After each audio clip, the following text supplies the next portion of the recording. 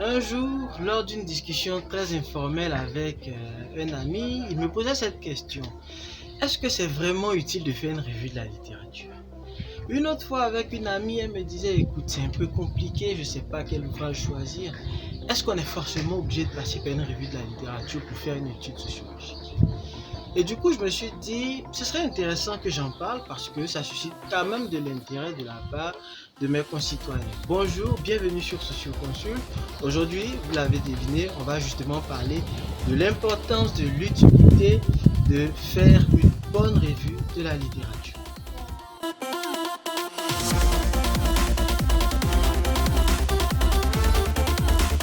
La revue de la littérature est une opération très importante de la recherche en sciences sociales.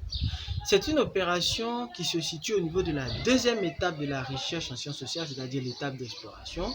Et dans cette étape d'exploration, il y a deux opérations distinctes. La première, c'est les entretiens exploratoires et la deuxième, c'est les lectures exploratoires ou revues de la littérature. Faire une revue de la littérature revient à aller chercher des livres et des articles scientifiques qui portent directement ou indirectement sur notre sujet de recherche. Par exemple, si nous voulons travailler sur l'immigration clandestine, il serait intéressant de lire des livres et des articles scientifiques qui portent sur la migration sous les aspects bien sûr qui nous intéressent. D'abord, il est important de faire une bonne revue de la littérature car elle permet de faire un état des lieux complet des études. Ça ne sert à rien de faire aujourd'hui un travail qui a déjà été fait il y a 2-3 ans. Cela est vide de sens. Gaston Bachelard disait que la science a l'âge de ses instruments.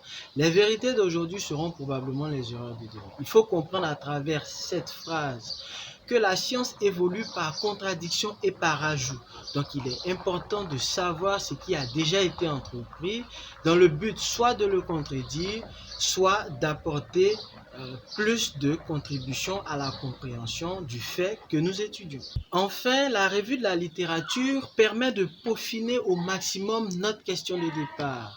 On se souvient dans notre vidéo précédente que la question de départ constitue l'articulation essentielle d'un travail de recherche et donc il est important à partir de la revue de la littérature de choisir l'orientation définitive que va prendre notre sujet de recherche. Et donc le chercheur prendra une orientation qui n'a jamais été abordée et qui suscite de l'intérêt dans le monde scientifique.